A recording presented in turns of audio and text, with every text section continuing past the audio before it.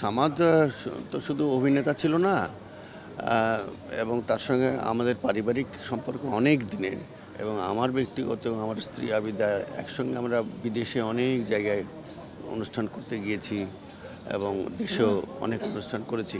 তো তার সম্পর্কে একটা কথা আমার ব্যক্তিগত অবজারভেশন আছে যে এত ভালো অভিনেতা, হ্যাঁ, সে সেইভাবে কিন্তু আমাদের তাকে উপস্থাপন করা হয়নি। এবং অনেকেই জানেন না এটা যে উনি কিন্তু আর্ট কলেজ থেকে পাশ করা একজন আর্টিস্ট, পেইন্টার। এবং তার একটা গান, একটা ফোক গান তিনি জনপ্রিয় করেছিলেন একটা ড্যাগেরও ভিতরে। এই গানটা একের আপামর জনসাধারণের মধ্যে সেই জনপ্রিয়তা এনে দিয়েছিল। তার অনেক স্মৃতি, এবং খুবই উন্নত মানের একজন অভিনেতা ছিলেন। কিন্তু তাকে আমরা ব্যবহার করেছি একজন কৌতুক অভিনেতা হিসাবে, কিন্তু খুবই ভালো অভিনেতা ছিল। আমার সুবন্ধু।